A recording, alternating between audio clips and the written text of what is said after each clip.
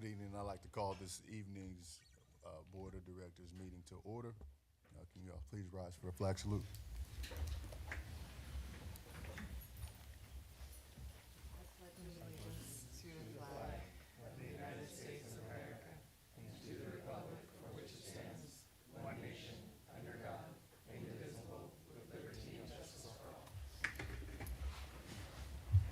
Tacoma Public Schools acknowledges that we are on the traditional, ancestral, and historical lands of the Puyallup Tribe of Indians. We honor with gratitude the land itself and the Puyallup Tribe. This acknowledgement serves as a first step in honoring our nearest tribal neighbors and partners who have inhabited this region since time immemorial, and to whom we give thanks for allowing us passage to their lands. We shall intentionally create inclusive and respectful partnerships that honor indigenous cultures, histories, identities, and socio-political realities. General Counsel Benroe, can you please call the roll? President Strozier? Here. Director Leon? Here. Director Bombright? Here. Director Keating? Here. We have a quorum. Also like to recognize our student board members, Amelia Constantine, and is Anna Palaki going to be here today? Perhaps. Maybe. Okay. We may see her today. Thank you. Agenda item number 5, adoption of the agenda. I move the agenda. Second. It's been moved and seconded. All those in favor? Aye. All right, moving forward to agenda item number 6, which is recognition of staff, students, and community. Item 6.1, recognition of the January Shining Star Community Partner Award to Captain Drew Curley.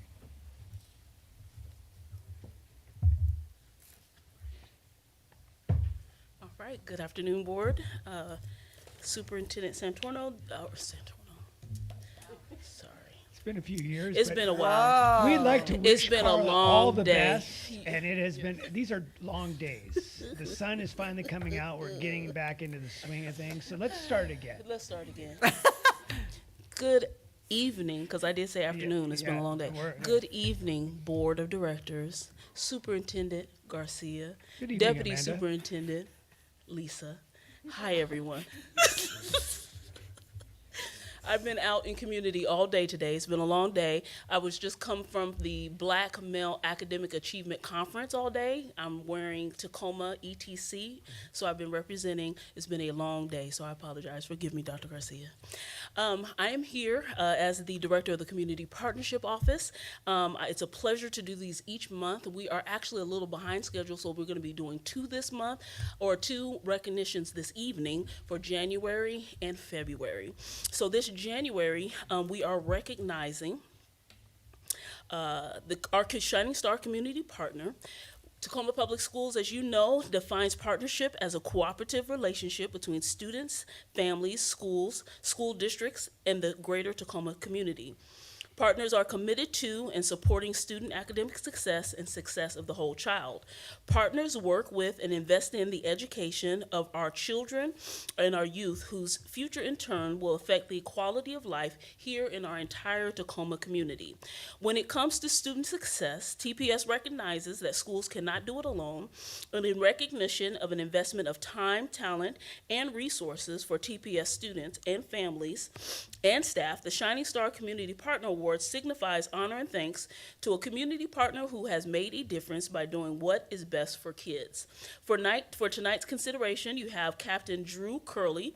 He is the port captain for Foss Maritime and has played a transformative role as a dedicated community partner to Tacoma Public Schools. His passion for maritime education and youth development, along with his strong ties to Tacoma's maritime history, has made a lasting impact on our students and the broader community.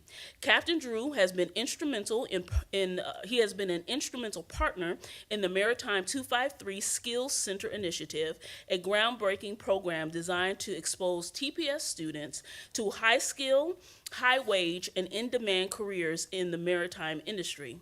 By leveraging his deep expertise and professional work, Captain Drew has worked to provide our students with real-world, hands-on learning experiences that go beyond the classroom. He has been a champion in crafting work-based learning opportunities through our innovative Jobs 253 program, connecting students to meaningful internships and workplace experiences that inspire and prepare them for successful futures. As part of the Foss Maritime team, a Tacoma-founded company and cornerstone of Puget Sound's maritime legacy, Captain Drew embodies the values of leadership, mentorship, and innovation. Foss Maritime has shown a steadfast commitment to supporting youth in discovering pathways within the maritime sector, while celebrating Tacoma's rich maritime heritage. Through site visits, industry exposure, and career preparation opportunities, Foss Maritime and Captain Drew ensure that students can envision a future in a maritime career that may have been previously inaccessible. Beyond his work with TPS, Captain Drew's community-minded leadership reflects his personal investment in Tacoma and our youth. He understands the profound impact that maritime careers can have, not only on individual students, but also on strengthening the workforce and economic vitality of our region. His efforts have contributed to fostering a strong pipeline for future leaders in the maritime industry, while encouraging students to dream big, work hard, and pursue meaningful careers. Captain Drew Curley's collaboration with TPS is a shining example of what happens when dedicated professionals partner with schools to create opportunities for students. His time, talent, and resources have been invaluable to ensuring success of the Maritime 253 and Jobs 253 programs, and in inspiring the next generation to explore careers in maritime, a cornerstone industry of our region. Captain Drew's commitment, leadership, and passion for community growth make Tacoma Public Schools proud to recognize him as a Shining Star Community Partner. At this time, can we give a hand to Captain Drew Curley? Come on.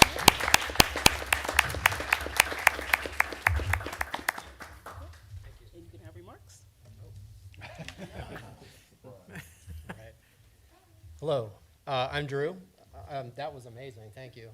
I was like, who are they talking about? I've got a 10-year-old at Bryan Elementary, and I've been in Tacoma here for about 8 years now, and it's wonderful here. I love it. I'm new to Foss. I've been with them for about 14 months or so. I've been tugboating my whole life, mostly down in California, but always living up here. So I am really excited to share my story and this kind of really interesting career, of which we're hiring here in Tacoma, with young people and with old people and anyone that's interested in driving a boat. And I was just telling Chris, it's 26 weeks of vacation a year. So write that down. Thank you so much for this. I really appreciate it. And I look forward to more relationships that I can make with Foss, myself, and anybody here or over here, or on the YouTube or wherever this is going. So, thank you very much. Thank you. All right. Right up here.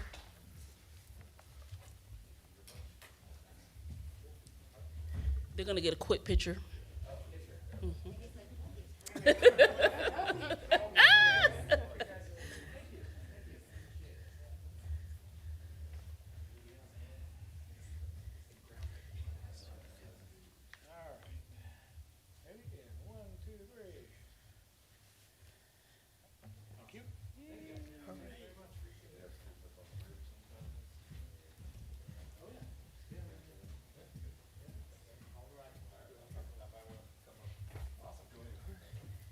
Thank you, sir. Thank you. Can I move to February? All right. Captain Drew, after tonight's meeting, I might need to put in an application. Sorry, boss. I think Hey, your get in boss line. might be Get putting in in an line. application. Okay, so February, we have another Shining Star partner. Again, we are a little behind because of the holidays, but we do have another community partner to recognize, and this has been a long-standing partner of Tacoma Public Schools. We have Right 253, Asha Burks, and Michael Haflinger. Are they here? They're here, yay.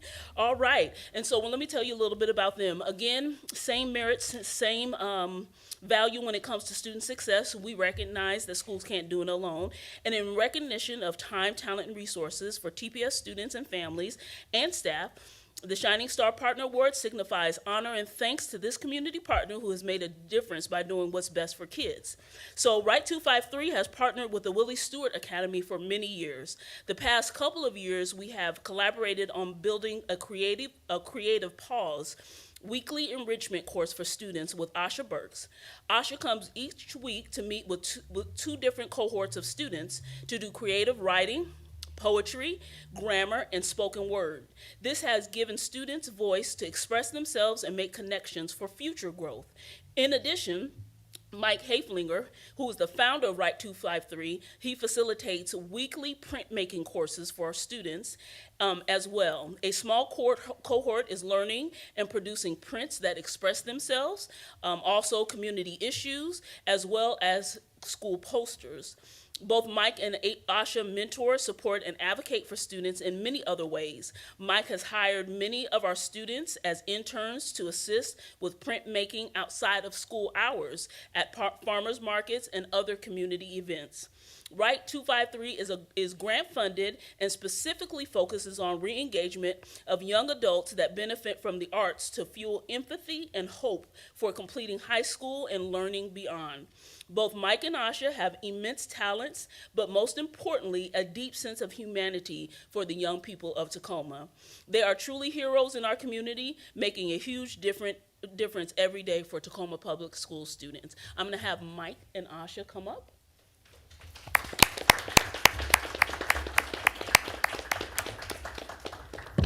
How you doing? You can have a few words. Hello, I'm here. I'm Asha. Mike we run a program on Thursday nights, so he's with our students right now. This is really such an honor. Thank you so much. I love working with our students at Willie Stewart Academy, and I work with students all over Tacoma Public Schools, and it's one of the greatest joys of my life to watch kids fall in love with writing and find a way to express themselves. So it's really an honor to be recognized. Thank you.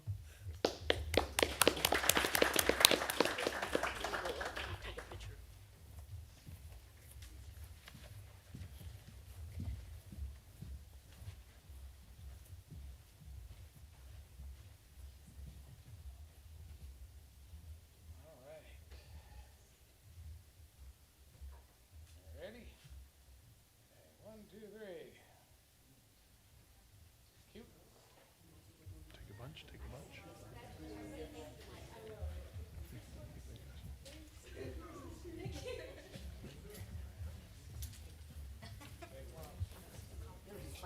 You can get my credit card there from the washer and dryer. Thank you, thank you.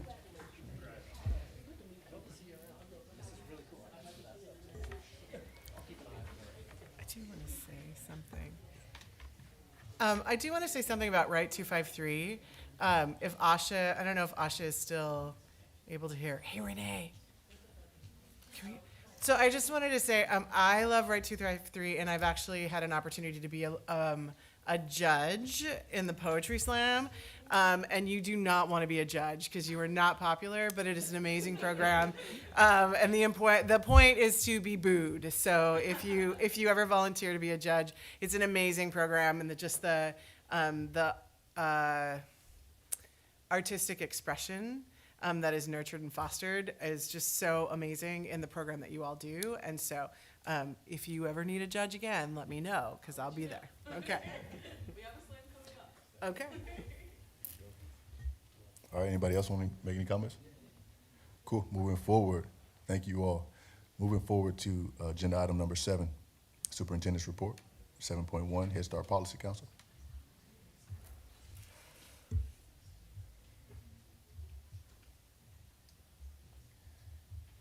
Here comes Michelle.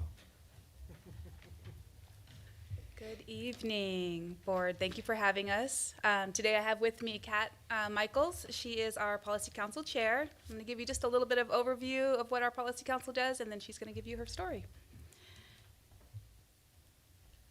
So within our Head Start performance standards, that we have a group of parents that represent their classroom for our Policy Council. They are elected into the position, and they meet monthly and they go over all of our new policies that we are trying to pass. They support us in continuous improvement. They talk to us about what's going well within their classroom, what needs improvement. They look at all of our budget and our spending items, and they also work on just ensuring that we are following our performance standards and having a voice within the programming. Each classroom, again, has a rep, so there's 20 reps and 20 alts. We meet monthly, and we have an executive board, same as you guys do, that will go through and look through all of our policies, procedures, and spending patterns. And today I have Kat Michaels here, and she is going to be able to tell you about her story and her journey of why she wanted to be a part of Policy Council.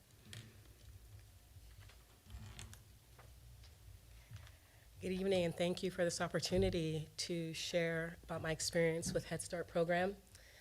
And how I learned about Policy Council to start was from a request or a flyer in our classroom. And I decided that I would just go to a meeting and learn more about the policy, the program, and what they actually do, because I was very unclear what Head Start even really was. There was no delineation for me as a new parent. And I guess I should also tell you that I'm a kinship parent, so I am raising my 4-year-old grandson, my husband and I. And so education system felt very foreign as a kinship guardian. I just didn't know. And so went to Policy Council, and lo and behold, they were having an election. And I thought, well, I looked around, I thought it must be me. So I raised my hand thinking that starting next month, I will be running this meeting. And Michelle said, no, Kat, starting today. And so there I was, listening and learning and getting so much joy from hearing how so invested the community is in the Head Start program.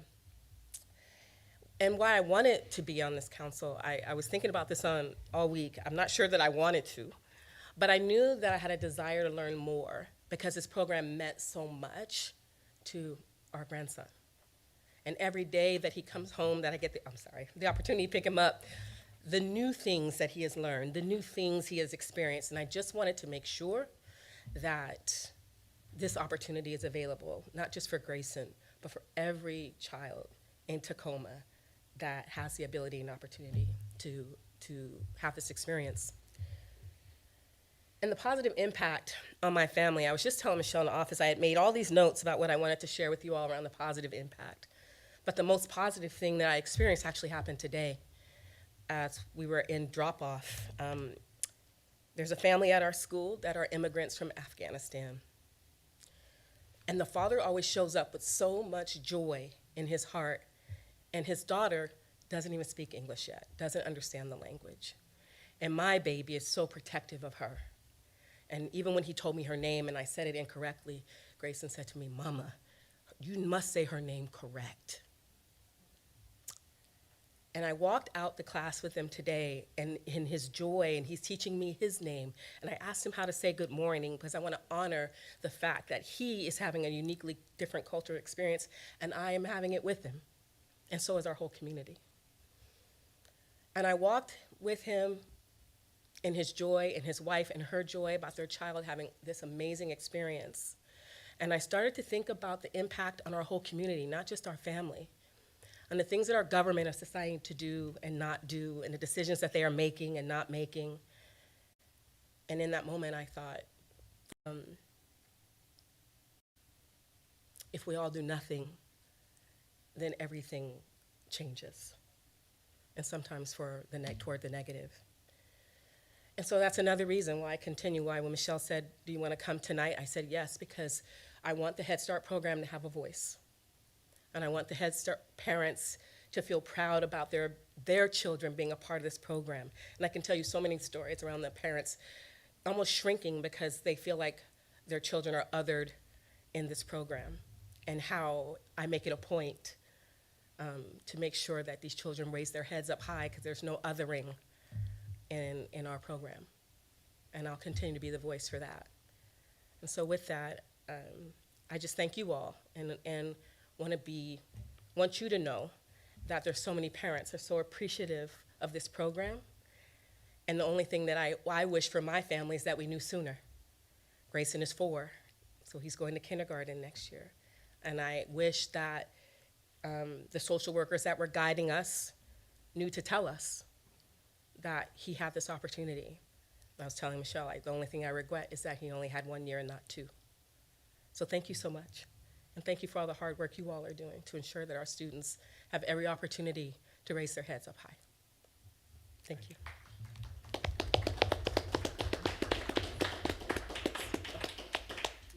you have any questions for us this evening? No, I'm just crying, but thank you, in a really meaningful way. And thank you for sharing your story and your contributions, because it is with your partnership that we can all collectively serve each student better. So thank you for your work. And I'd just like to echo that and say thank you because you embody what early childhood is about. Grandma or mom or whatever role you're playing in your life, it all begins in early childhood. And, well, actually, it begins at birth, but you know, the early childhood development is so critically important, and that's what Head Start, ECAP, you know, and high-quality childcare programs are all about. So thank you for bringing that and singing loudly about that and introducing other parents and children into the system. Thank you for your work. Thank you. Thank you both. Student representatives report to the board. Amelia, the spotlight is on you. Hey. So yesterday we had our first ever multicultural showcase through SODA's department, and it was completely run by our student union. So we currently, as of right now, we have Indigenous Student Union, Black Student Union, Latin Student Union, and AAPI, and they all work together to create a showcase. And we had multiple guest speakers from in the Tacoma area come to that, and like all of those are very meaningful and very important. It was very fun to see like how people can display their cultures and it was just like an amazing experience. And we had Kevin film it for us, which is really exciting because I really want to see it again. And I got to do like some behind the scenes stuff for that. And then after that we had our welcome night, which I also was a part of for our incoming freshmen who just got accepted, because we went back to doing interviews for incoming freshmen, and so we got to like meet some new faces and just kind of see how next year's gonna be, and that's mainly the updates that I have right now for my school. Okay, appreciate it. Josh? Yeah, I just want to build on some of the successes. For those that got a chance to watch the study session last week, I was a little bit out of breath coming from the wrestling tournament. So congratulations to all of our wrestlers. There was many state champions and many placers. And then our swimmers did a fantastic job over the weekend. Some state champions both in the adaptive and non-adaptive. And we'll bring those at a future board meeting, and some number of state placers. And then I want to wish our hoopsters this weekend a lot of good luck. Our Lincoln Abes won the district tournament, and our Silas boys are also in the state tournament, both playing this weekend. And the Abes have secured their spot in the Tacoma Dome already, but are playing for placing. So if you get a chance to go watch them.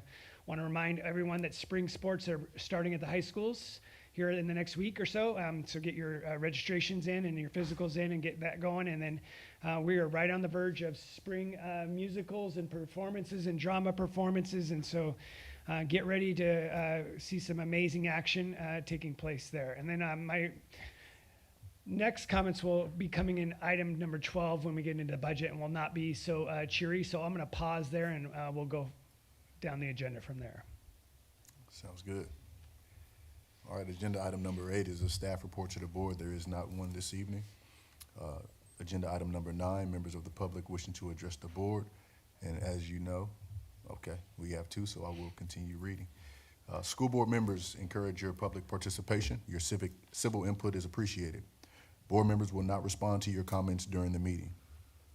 The superintendent or a designee will follow up with you after the meeting if action is needed. Instead of speaking at a meeting, you may also send an email to the board at board@tacoma.k12.wa.us. Please contact the board office in advance of the meeting for disability accommodations. Under Board Policy 1430, public comment, the board president may terminate an individual's comments when the allotted time has passed and may interrupt the speaker to require the same standard of civility that the board imposes on itself. Examples of uncivil comments include comments that are libelous or slanderous under a legal standard, are unwarranted invasion of privacy, are obscene or indecent pursuant to the Federal Communications Act or any rule or regulations of the Federal Communications Commission, violate school district policy or procedure related to harassment, intimidation, bullying, or discrimination, incite an unlawful act on school premises, or violate a lawful school regulation, or create a material and substantial disruption of the orderly operation of the board meeting. The board as a whole has the final decision in determining the appropriateness of all such rulings and can maintain order by removing those who are disruptive. However, the board recognizes the distinction between uncivil discourse, which it will not tolerate, and comments about the board, district, and/or staff that are negative yet still civil in nature. The board will exercise its authority to maintain order in a content-neutral manner. We have two options that you can provide comment. One is written. You can obviously send an email to the email I mentioned earlier, or like those who are here present in person, you can give verbal comment. The general counsel will call your name when it's your turn to address the board. Please speak into the microphone. You may have up to 3 minutes to share your comments, or if there are a large number of speakers, time may be limited at the president's discretion. Here we have two, so I'll pass it to general counsel. Yes, we have two speakers this evening. They'd like to come up together. So if we could have Janae Adams and Quill Cohen, please come up.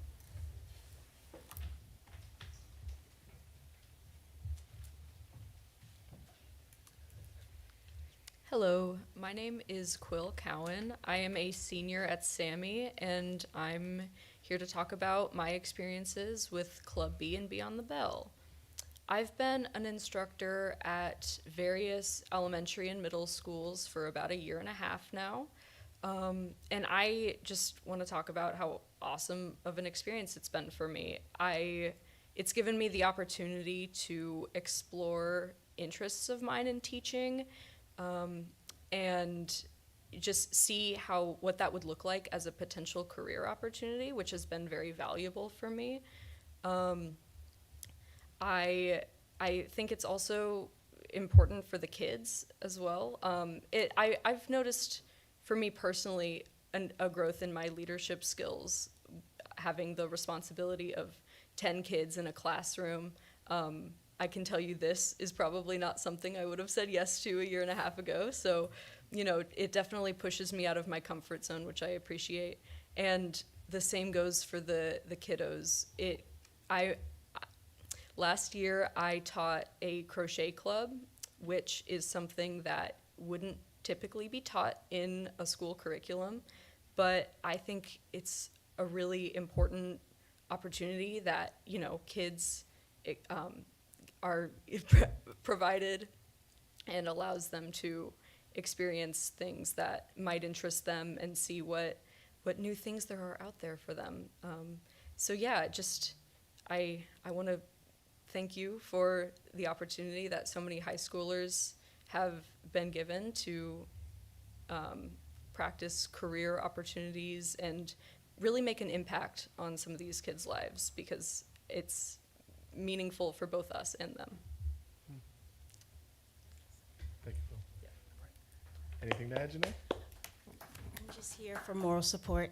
Actually, I just started with a partnership with Beyond the Bell, and I met Quill, last week? Mm-hmm. And my first time meeting her, I know nothing about her, her history with Beyond the Bell, but I can tell that it's done something in her. And I told her, and there's supposed to be another friend here with us today, but she's sick. I told both of the ladies that I see something in them. And so I am in a different school district. I live in the city of UP, and this is my first time attending a meeting like this, but I can already tell the program has done so much for them, and I'm just so excited to have this partnership and be a part of it. And so thank you for the opportunity to be here tonight, and I look forward to seeing everyone more. Thank you. Thank you both. All right, and that concludes the public comment section for this evening. All good. All right, we'll move to item number 10, which is the consent agenda. I move the consent agenda. Second. It's been moved and seconded. Any questions, comments, or anything like that? No? All right, all those in favor? Say aye. Aye. Aye. I don't imagine that anybody's opposed, so we're gonna move forward to agenda item number 11, policy matters. There is none tonight. And agenda item number 12, Two Will Ross has made her way to the podium, so we'll jump into the financial report. Thank you for that. You are very welcome. Well, it is that time again. It is time to start talking about next year's budget. We will be working on developing the 25-26 budget over the next, I can't see by my glasses, I can't see without them. We'll be working on developing our 25-26 budget over the next several months, and I want to bring to you information about our process, some updates on some things that are happening within the district. I know the superintendent has some commentary that he will probably be interspersing throughout my presentation, and so we'll try to keep that as seamless as possible. And then in addition to that, this is more meant for the public so they're aware of our process and they have some familiarity with it, because it looks very familiar to you. Over the last several years, you've already been engaged in this work. The first and foremost, the thing that we do with all of our budgeting, all of our conversations, and all of our expectations is that we look to you for guidance, and that guidance is provided to us through our budget development guiding principles. We have had you approve those in the past years, and so that's on the agenda for this evening. We have a second reading tonight. We had our first reading at the last meeting. And these are guidelines that tell the district, tell the cabinet members how we should be making decisions about the resources that we have to address. If we're making adjustments, if we're making additions, we want to follow those guidelines. We have our standard budget process. We do a 2-year legislative cycle. This will be the first year of the legislative cycle. We align ourselves to the state budget. They do a 2-year cycle as well, and we do that because they have their big year is the year where they make modifications and adjustments in significant fashions. Hopefully they make significant modifications, but it's not looking so good for us right now. And then in the second year of the biennium, they do more of just a modification. So that's their typical practice. This year, the state is facing a $15 billion shortfall as it stands right now. And that keeps growing. That number keeps growing as we progress through the legislative cycle. And so it doesn't look like we're going to be seeing any significant increases or benefits to the district at this point in time. And we're hoping that we don't have significant shortfalls or damages that come through from our legislative process. But this will be the following process. We identify our funding. We work through our priorities as a district. Those are generally aligned with the strategic initiatives. We are looking to identify what it is that we're trying to accomplish. We ask for proposals from our departments and program managers as to what they would use resources for. We review and we make determinations about what we're actually going to fund, and then we communicate that out as part of our practice.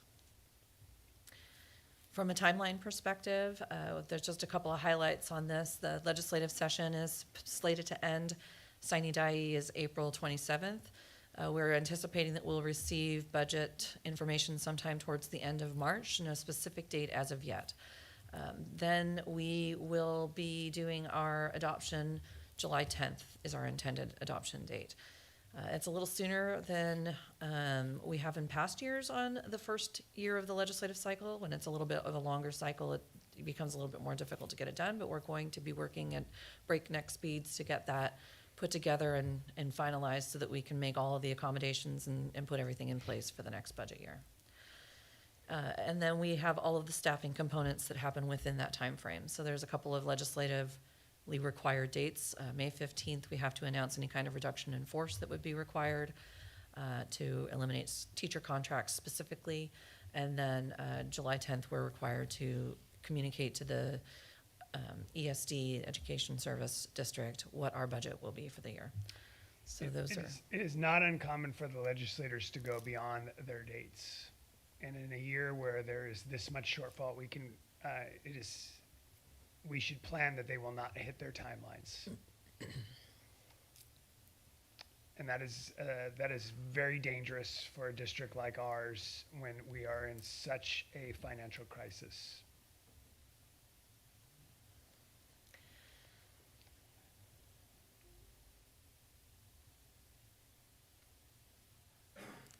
I will add that we are required to submit a budget per state law by August 31st. And so we will, if we aren't able to make the July 10th date because of timing or the legislature goes long, then we still have opportunities in August to make those adjustments. And we can always do a special session if we need to. You have a role, of course, in the process of the budget. You work to define our guiding principles for us. You help monitor activities, make sure that we are on task and on target. We bring those information component pieces back to you at these types of meetings.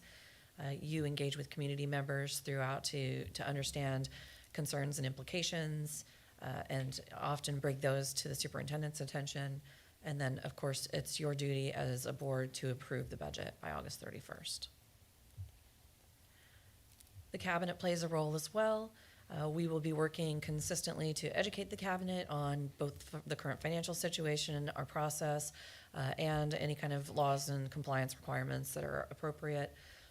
We review the proposals as a cabinet, so when the program managers and budget managers have completed their requests for funding, those come back to the cabinet members for review and approval. And then we do regular meetings and check-ins. And of course, we will all participate in public meetings. We'll have a budget advisory committee as an example this year. Many of the cabinet members participate in that. For community budget activities, this year we are eliminating the budget calculator, and it's a fun tool and we appreciate it, but we just don't feel that we have the financial resources to support the contract for it in this time frame. We'll still do presentations. We'll have presentations online available. We'll make sure our budget website is up to date so people have a way to interact with us there. There's always been a way to submit questions back to the budget team through our website, so we'll make sure that's an opportunity for people. And then we will, of course, have our formal hearings here, and we will prepare a budget advisory committee as well, and we'll present that information to you at our next financial update next month. And then, of course, there's other communication touch points. We have partner implications, labor implications, making sure that departments are aware and familiar with what kind of changes are occurring, and making sure that our principals are understanding and on board of the types of impacts that might be coming down the line. So last year, we ended the year with a complicated situation. We were below our 5% reserve. Our reserve requirement was just at 11.1 million, which is 2%. And that's not within our expectations. We worked to build our budget in the current year to try to not just meet that burden of the 2%, but bring it back to the 3% range. And I don't have a slide indicating this, but at this point in time, we are looking to be less than the 2%. And so that is something that we have to work to address. We have been doing mitigating strategies again this year, and we've done mitigating strategies in past years. And so right now what we're doing is doing some discretionary clawbacks. We'll be seeing a communication released about discretionary clawbacks, and working to continuously ensure that our forecast is as accurate as can possibly be. So folks that Roz, I'm Go ahead, sorry. please. Could you, just for those that are listening, could you give a little more context of discretionary Yeah. clawbacks and what Yeah. that means? So discretionary allocations are those things that are used to buy supplies, materials, contracts, travel, anything that's not based off of staffing. And a clawback is basically just we're going to go into their budget and we're going to remove it. I'm not saying that we're canceling things that are already planned for, although if the dollars aren't currently allocated in the system and tagged in the system as being spent, those are the dollars that we're pulling back. Because at this point, if you haven't actually allocated them out for an activity, then I'm calling them fair game. And then we have a process where people would be able to request additional dollars if for some reason I've taken something back and there's a need that wasn't foreseen or a need that wasn't called out specifically in their budget. So that's our process right now. Thank you. So folks may be like asking themselves, like, how does that happen when how do you not predict those things, and what are those costs that are continuing to rise? And the answers are, as we go through, and there's a slide here that comes up, is they are simple things. And on this slide, there's an example, like food costs continue to skyrocket. Insurance costs, you can see, and these are just an example from 22 to 23, you can see $1 million more. And we're getting hit with these insurance premiums that are just skyrocketing and with no control, and it's out of our influence. Utility costs. And those things are just compounding in real time at an extraordinary rate. And we have to adjust, and there's no opportunity to increase revenue. And that's what's making this so complex. And then you ask for these things from the state, like adjust the maintenance, supplies, and operation costs to keep up with inflation. And last year they gave, I think, like a 1.9%. Yeah. When inflation was or at least CPD or IPD was around 3.7. So you can see that gap is not even keeping up. And yesterday, the House introduced a bill when the ask and the gap at the state was over $300 million to address that supply to keep up with the state.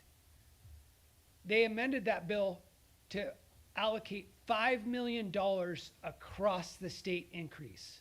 That means Tacoma would get less than $150,000.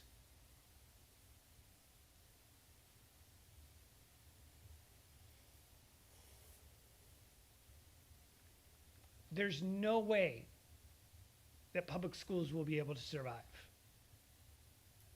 We need folks to call their legislators. I am not an expert, and so I may be wrong in this, but from what I understand, there's approximately $72 billion in the state reserves. We've asked for help in special education, MSOC, and transportation. We need significant help now. Tacoma Public Schools will have to go through a significant process again this spring. You will be put in a difficult spot again. We will bring recommendations for loss of programs. There will be significant impacts again this spring. I'm sorry, no one wants to do this. But if we don't make these changes now, we will be in binding conditions. And you have taken an oath. We as staff have a responsibility to not do that. And so we will have to adjust using those guiding principles. We can't do this by a popularity vote, right? We can't sit there and ask staff to make recommendations to say which, because they're all impactful.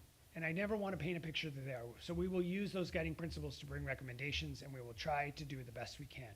But this will be a difficult spring. And we will have to meet timelines, and we will honor our collective bargaining agreements within those timelines, but they will not all match up with the state's timelines.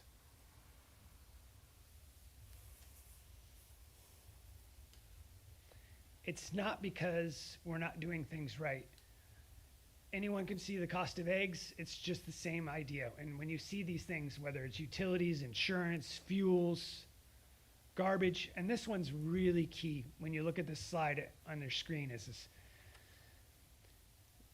We're 80+% staff, and the state's supposed to help us support our staff, right? And the gap here that you see, and I don't have my glasses, but I can tell just without my glasses, the gap is widening.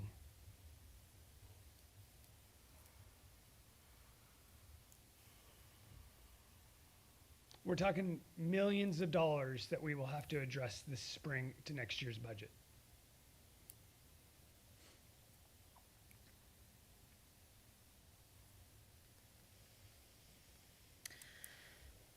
So to emphasize Josh's point, sorry, Dr. Garcia's point. It's always Josh. It's always gonna Josh, be I know, it's a habit.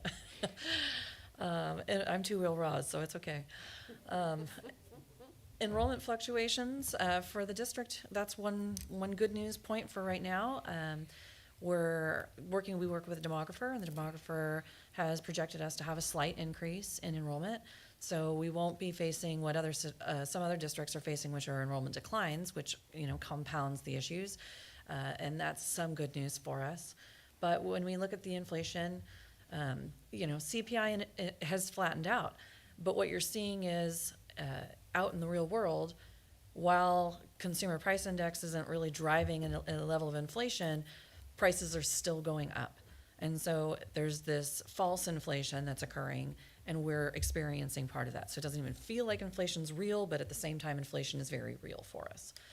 And then you add to that the federal government modifications or fluctuations that are in process are still leaving us with impacts that we don't even have a concept of what the impact might be.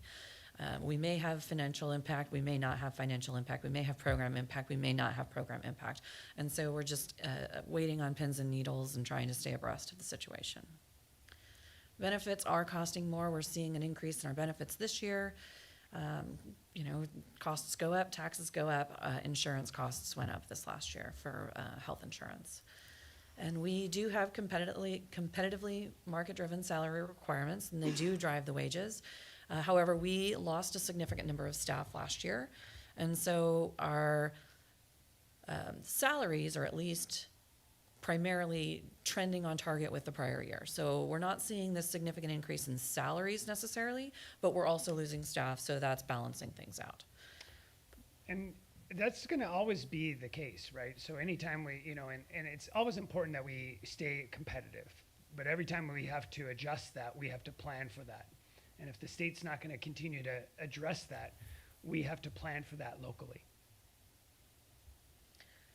And the last item, just the lack of adequate funding from the state, which is emphasized by our legislative agenda, which you directed us to work on with the legislature, specifically requesting transportation costs, special education enhancements, and then prototypical increases through material supplies and operating costs.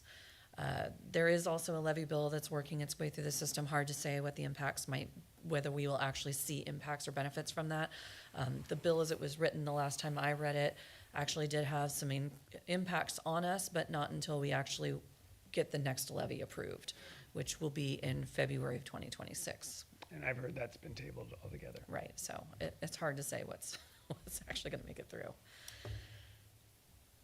Just a quick note on our enrollment. It has, from October of 2024, 26,939 to 27,097. This is a head count number. I think I'd just like to go back to that slide real quickly. Yes. When you look at our 2017 to 2027, at this narrative that we've lost all these kids in Tacoma is you can see 2017, 27,926, and 2027, 27,764. We've basically been fairly flat in this 10-year period. So I think that the days of, and Rosalind and I were talking about this morning, the days of the 30,000 plus school district of Tacoma, it was even before 2012. It was long, long ago. So it's not because it's really because costs continue to rise. It's not because of a lack of enrollment. So I know that that's sometimes a statewide narrative of, you haven't adjusted for enrollment issues. And yeah, during COVID we saw the bump down, but kids have come back, programs have come back. It's because the state funding model is not appropriately addressing the rising costs.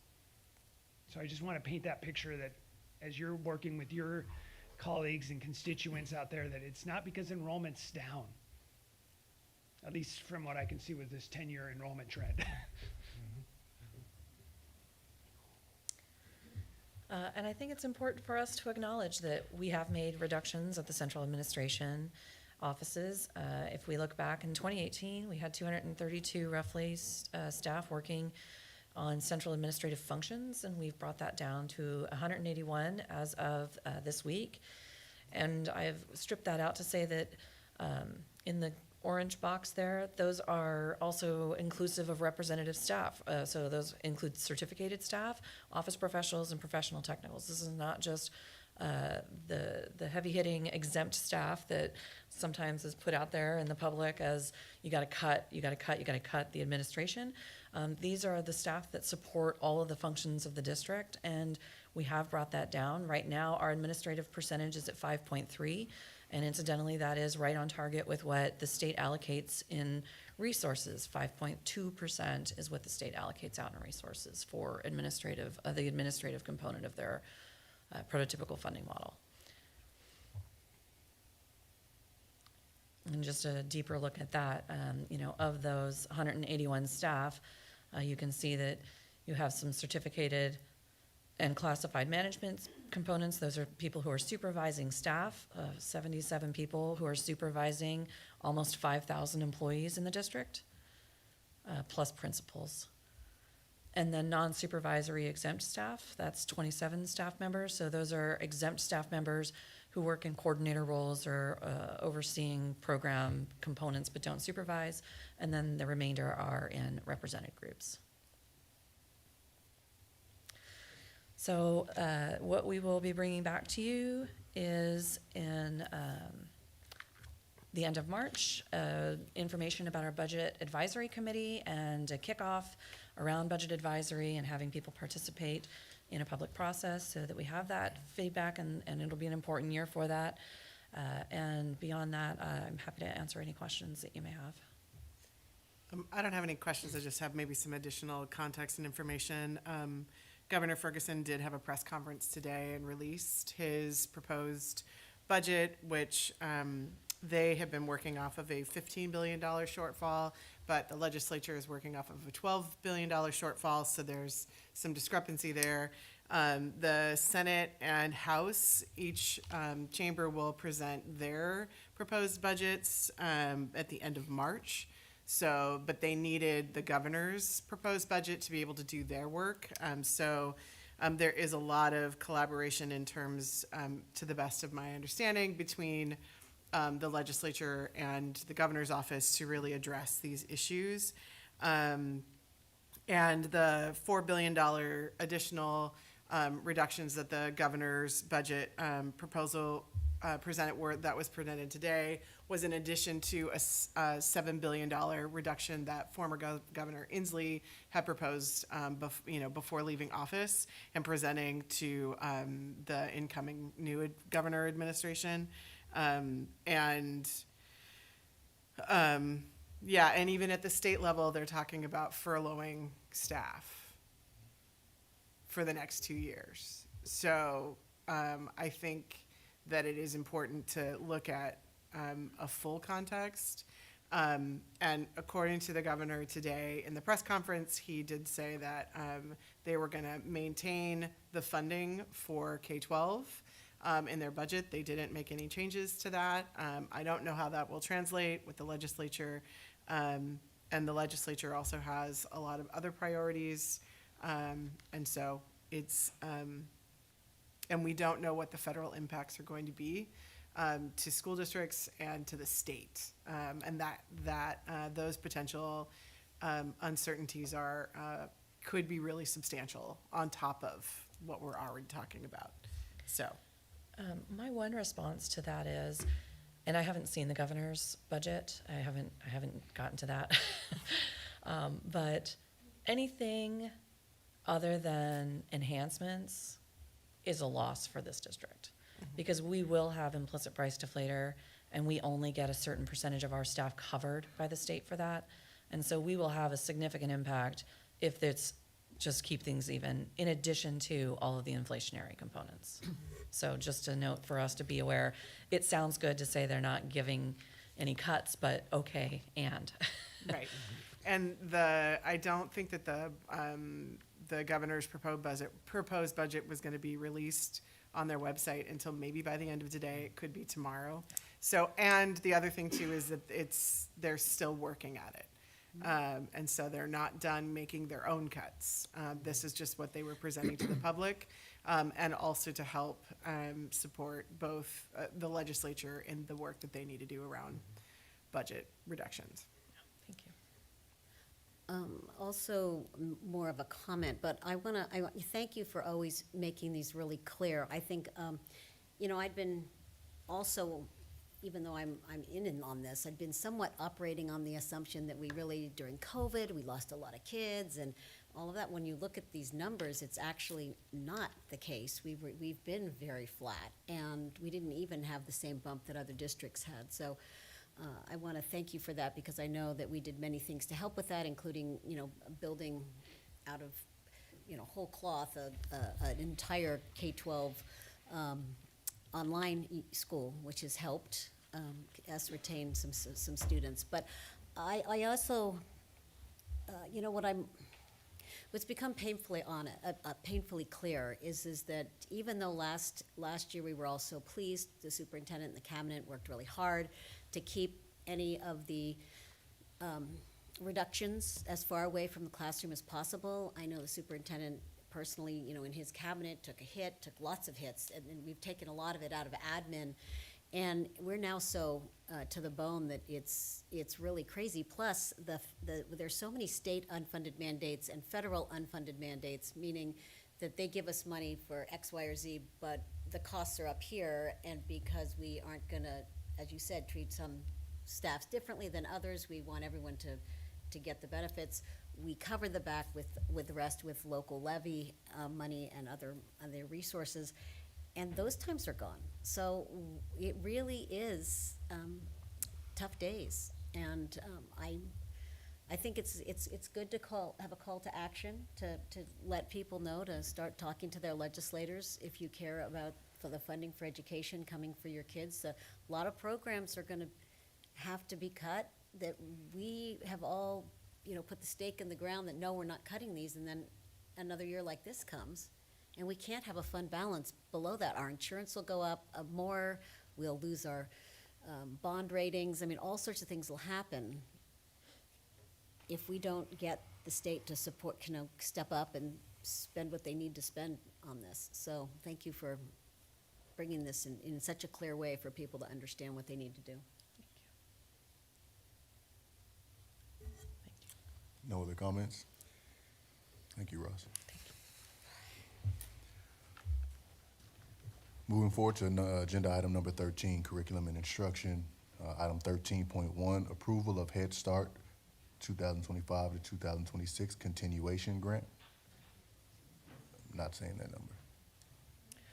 The Assistant Superintendent of Teaching and Learning recommends that the Board of Directors approve the 2025-26 Head Start continuation grant application in the amount of $7,391,072. Funding source, Head Start. I move to adopt item 13.1. A second? It's been moved and seconded. Any comments or questions about it? Hearing none. All those in favor say aye. Aye. None opposed, it passes. Thanks, Zeke. Agenda item 13.2, approval of the Associated Student Body Constitution and bylaws for Wainwright Intermediate. The superintendent, on behalf of the Director of Athletics and Activities, recommends the Board of Directors approve the proposed ASB Constitution and bylaws of Wainwright Intermediate School. We have a motion. I move item 13.2. It's been moved and seconded. Any comments, questions, concerns? Hearing none. All those in favor say aye. Aye. Any opposed? Passes. Agenda item number 14, business matters. Item 14.1, approval of interlocal agreement number TSD-25-024 between Washington State Department of Licensing and the Tacoma School District number 10 from February 15th, 2025 through August 31st, 2025. The Deputy Superintendent, on behalf of the Director of Student Programs, recommends that the Board approve interlocal agreement number TSD-25-024 between Washington State Department of Licensing and Tacoma School District number 10 for identification cards for McKinney-Vento students from February 15th, 2025 to August 31st, 2025. Funding source, McKinney-Vento budget. I move item number 14.1. Second? It's been moved and seconded. Any comments, concerns? I was just wondering, Deputy Superintendent, could you give a little more context to how this came about? Yes, so our McKinney-Vento youth who are of the age where they might be seeking jobs or have a need to demonstrate their identification, their citizenship as a Tacoma citizen, as someone who has a legitimate bona fide ID, as that's recognized by something such as the Department of Licensing. Director of Student Programs, Taj Jensen, reached out to the Department of Licensing, and this interlocal will offer a reduction in cost for our McKinney-Vento students who, without this, might not have access to gaining their identification, and the DOL will come to our high schools in support of our McKinney-Vento students who, again, are homeless as recognized under the McKinney-Vento Homeless Assistance Act. So it's a great opportunity, and to the best of my knowledge, it's the first time we'll be engaging in something like this. Thank you. All right. It's been moved and seconded? No, not yet. I can't remember. Has it been moved and seconded, y'all know? Yeah. If not, let's do it again. Okay. All those in favor say aye. Aye. Any opposed? Hearing none, it passes. Agenda item number 14.2, approval of the interlocal agreement number TSD-25-021 between Parks Tacoma and Tacoma School District number 10 from March 1st, 2025 through February 28th, 2035. The Deputy Superintendent, on behalf of the Executive Director of Planning and Construction, recommends that the Board of Directors approve interlocal agreement number TSD-25-021 between Parks Tacoma and Tacoma School District number 10 for the joint use and maintenance of the multipurpose field at the Peck Community Sports Park from March 1st, 2025 to February 28, 2035. I second. It's been moved and seconded. Any comments, concerns, questions about this one? Hearing none, all those in favor say aye. Aye. None opposed. I don't hear any opposed, so it passes. Moving forward to agenda item number 15, other business. 15.1 is the second reading of budget development guiding principles.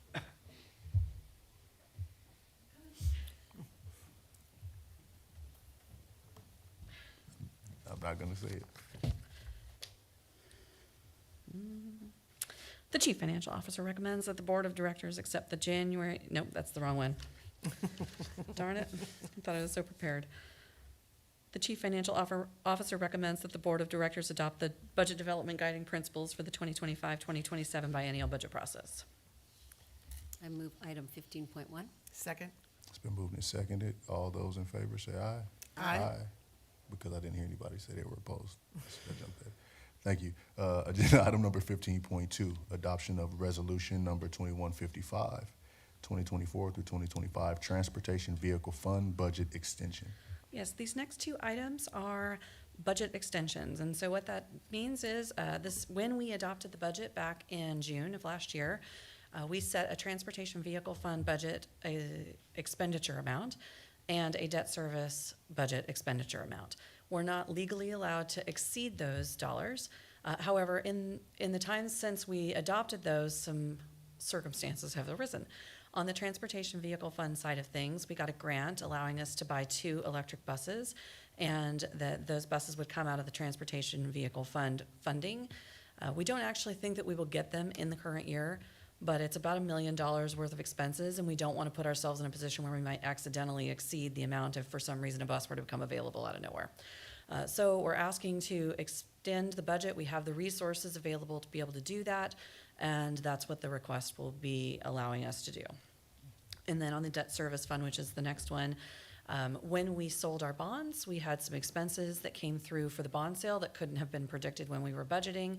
We have the resources available to do that as well that we've already collected. They're in the fund balance of the debt service, and so we'll be making that request for this as well. So with that said, the Chief Financial Officer recommends that the Board of Directors adopt Resolution number 2155, providing for the adoption of the 24-25 Transportation Vehicle Fund Budget Extension. I move to adopt item 15.2. It's been moved and seconded. It's a resolution, so let's go ahead and do a roll call vote. Yep. President Stroger, how do you vote? Aye. Director Keating, how do you vote? Aye. Director Leon, how do you vote? Aye.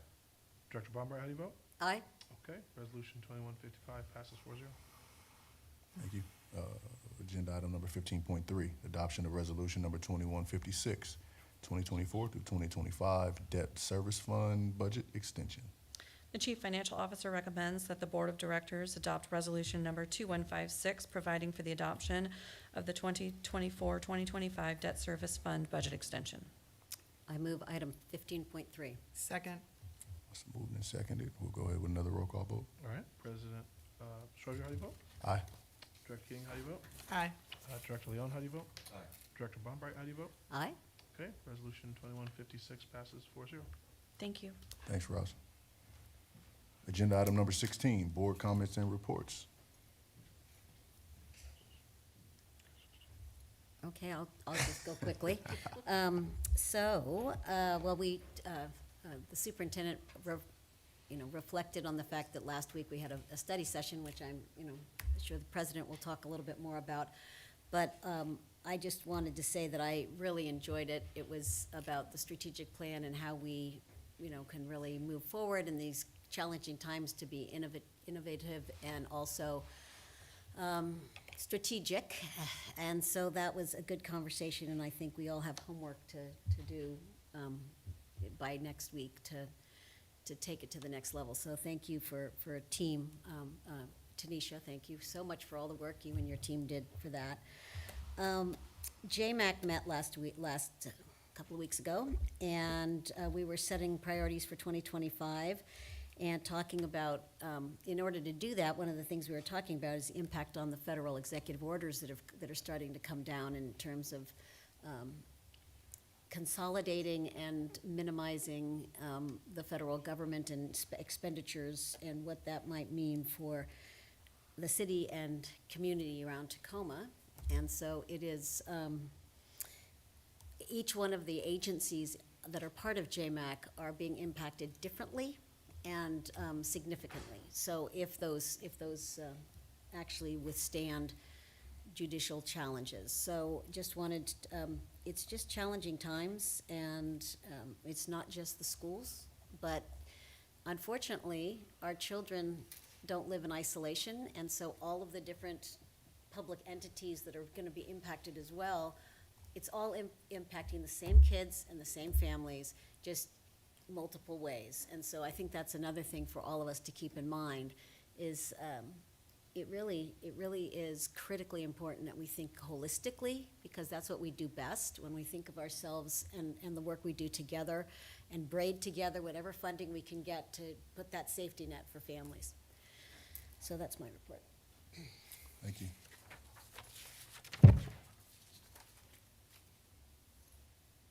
Did you have a report? No, I'm looking at something I have to talk about. Okay. So one last piece about the legislature tomorrow is cutoff, which means any bills that don't make it through committee are done for this legislative session, which kind of marks essentially the halfway point. There's a couple more months left of the legislative session. And Superintendent Garcia and myself and Roz and Tanisha continue to meet with our federal relations team weekly at this point, just to continue to track all the changes and things that are happening at a federal level. And then today is Tuesday, I did attend the city council meeting and got to be there for the proclamation for the city of Tacoma for CTE, and it was really fun to be there for something that was very joyful, and the work that happens with Adam Kulas and the entire team and everyone that contributes to CTE. After the city council meeting, I went to a listening session that was held at Blix for the proposed new location for IDEA at the Galt location. And it was a really productive conversation led by Alicia Laver, Stacey Page, and Josh Jorgensen. They did a really great job. And Park Commissioner Andrea Smith was there, along with Parks Tacoma staff to support and answer questions. And it was a great combination of current IDEA families and Eastside, McKinley Hill area residents. So it was honestly a very productive conversation, and they were really grateful to have the opportunity to be in conversation. And I just want to thank Parks Tacoma for always being present in these conversations and working collaboratively on community feedback and creating a plan that works for all stakeholders involved. And then lastly, I only got to make it at one out of two basketball games on Saturday at Mount Tahoma, but I did get to watch Silas defeat Timberland. It was 51. Silas, I think it was 46, could have been 44. But it was an intense game the entire time, and they were only within, a handful of points the entire game. So it was a really, really well played game, and so that was really fun to watch the Rams win. So just another congratulations to both the Rams and the Abes boys basketball teams for all of their hard work. Solid. So, turn this on. Just there, it's going to. I'm probably going to be talking about vaccine preventable diseases a few more times around health and safety in the next few years, unfortunately. But there's the measles epidemic in Texas, and there's probably going to be others in other parts of the state. And so this is a very preventable disease, and it is deadly. I didn't even know the death rate, the kill rate, we call it, for people that are unvaccinated, because I never had to learn it really in med school. But now I need to know it, because it's about 5 to 20% people that are unvaccinated can die from measles. If you're vaccinated, it's 0.1%, so tiny if you're exposed and get sick. So it is a very large problem that parts of this country will have, and there are folks that are going to decide not to vaccinate their children, and I'm just here to say it's a very safe vaccine, so I'm here to try to make sure we keep our community safe. Thank you. All right, I'll bring us home. Thank you all for your comments this evening. We did have a strategic planning meeting last week. Not much that you can actually say about that if you weren't in the room, but just know that the space was held. Tanisha has guided us from the very beginning on the best way to navigate a strategic plan. When we first started, I can't even remember when that was.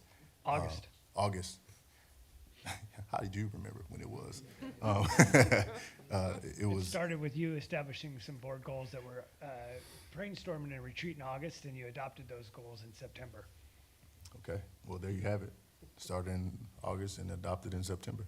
But yeah, the process has been nothing short of amazing, and it's great when you can come together with folks who have a common goal in mind, right? And how we're going to set this district up for the next few years. So thank you to Tanisha for all of the hard work that goes into building a strategic plan, one that makes sense, at least. Today I was at the Black Male Academic Achievement Conference. I was asked by Jamad Canley to provide a welcome to the space, which was I felt honored to do.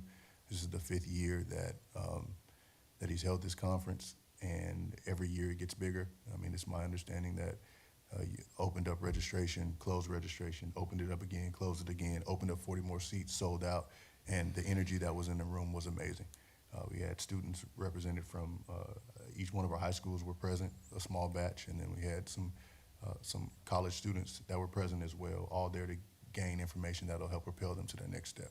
So it was a good space to be in this morning. And I'll just wrap this up by saying this, like we know that we are in a battle, and my encouragement, what I understand is that we have a team that is solid, and we have a team that understands the work that they do. We have a team that focuses on the trends. We have a team that focuses on the necessary pieces. I say all that, we have subject matter experts in place. So I don't need to tell folks to do what they are going to do anyway. What I am going to ask is that we take care of ourselves. Like we know that the hard time is coming. Like this is a universe where there is balance, where there is a left, there's a right, where there's a up, there's a down, where there's good times, there are also bad times. And it's not the end of anything, right? It's just the journey. I heard something today that said, Mr. Lau Kwasim actually said, stop thinking that there's a finish line, because there isn't one. Just keep doing the work. And the reality is there are going to be more hard times, but I think that we are well equipped to handle those. But we can't be well equipped to handle those if we don't take care of ourselves. So wherever necessary, whatever your self-care activities are, I mean, board members and Tacoma School District staff, please take care of yourselves right now and continuously, so that when we do step up to battle, we're prepared to fight. Aside from that, I don't have anything else. Anybody else have anything they want to add? All right, hearing that, I'm going to go ahead and call this meeting to adjourn. Whoa. See, so if you can't tell, I'm ready to go. So I did skip number 17, and the gavel didn't hit the table, so we're still rolling.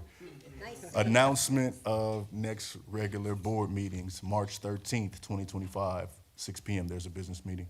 March 20th, 2025, 6 p.m. There's a study session. And March 27th, 2025, we have another business meeting. All of those happen here in this room. Agenda item number 18 is what I was so eager to do. We're adjourned. Thanks. Good job, team.